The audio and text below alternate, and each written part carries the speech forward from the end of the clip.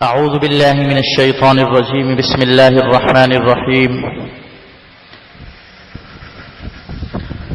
ألم تر إلى الملأ من بني إسرائيل من بعد موسى إذ قالوا لنبي لهم ابعث لنا ملكا نقاتل في سبيل الله قال هل عسيتم إن كتب عليكم القتال ألا تقاتلوا قالوا وما لنا ألا نقاتل في سبيل الله وقد أخرجنا من ديارنا وأبنائنا فلما كتب عليهم القتال تولوا إلا قليلا منهم والله عليم بالظالمين.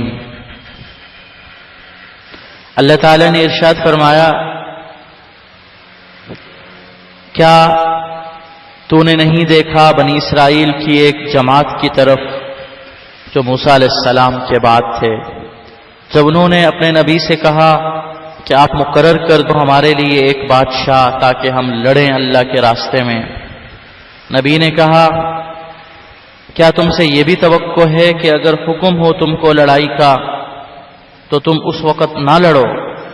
وہ کہنے لگے، ہم کو کیا ہوا کہ ہم نہ لڑیں اللہ کے راستے میں، حالانکہ ہمیں تو نکال دیا گیا ہے اپنے گھروں سے اور بیٹوں سے. پھر جب ان کے اوپر لڑائی کرنے کو لازم کیا گیا تو وہ سب پھر گئے سوائے ان میں سے تھوڑے لوگوں کے، اور اللہ تعالی ظالم لوگوں کو خوب جانتا ہے. اللہ تعالی نے جہاد فی سبیل اللہ کی ترغیب دی ہے،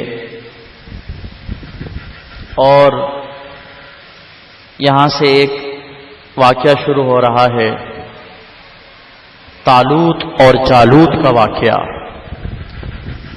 طالوت اور جالوت کا قصہ. حضرت موسیٰ علیہ السلام کی وفات کے بعد، ان کے چلے جانے کے بعد کچھ عرصہ تک بنی اسرائیل کا کام درست چلتا رہا، لیکن جب بنی اسرائیل کے اندر برائیاں پھیلیں تو بنی اسرائیل پر ایک کافر بادشاہ جس کا نام تھا جالوت یہ مسلط ہوا، اور بنی اسرائیل کے لوگوں کو ان کے گھروں سے شہروں سے نکال دیا، ان کو لوٹ لیا، ان کو غلام بنایا، ہر طرح سے ان کا استحصال کیا. بنی اسرائیل کے لوگ بھاگ کر بیت المقدس میں جمع ہوئے. اس وقت بنی اسرائیل میں جو پیغمبر تھے ان کا نام تھا حضرت شموئیل علیہ السلام. بنی اسرائیل کے لوگوں نے اپنے نبی سے درخواست کی کہ آپ ہمارے لیے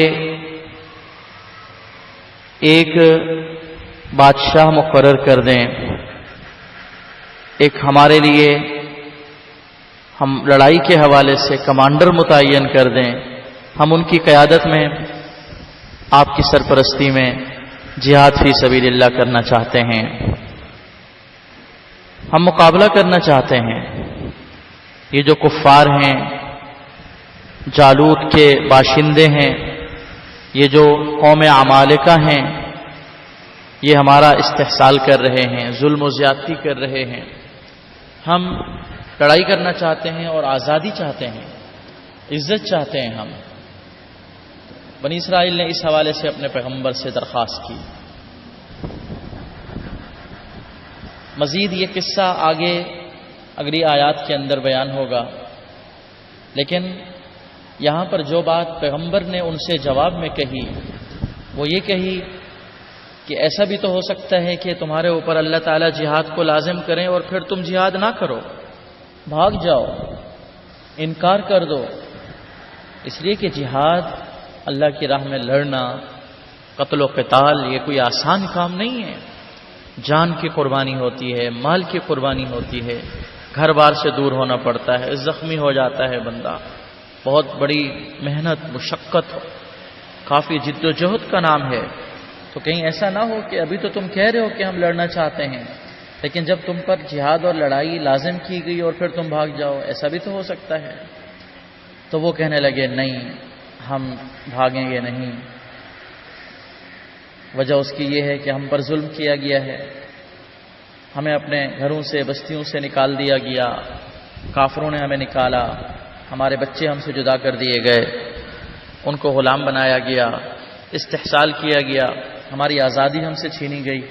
ہم لڑیں گے، ہم پیچھے نہیں ہٹیں گے۔ اللہ تعالیٰ فرماتے ہیں کہ پھر جب ان پر جہاد لازم ہوا ان کی خواہش کے مطابق، تو سوائے چند لوگوں کے سارے بھاگ گئے، جیسا کہ آگے تفصیل میں واقعے میں مزید بات آئے گی کہ کس طرح سے انہوں نے اللہ تعالیٰ کے حکم کی خلاف ورزی کی۔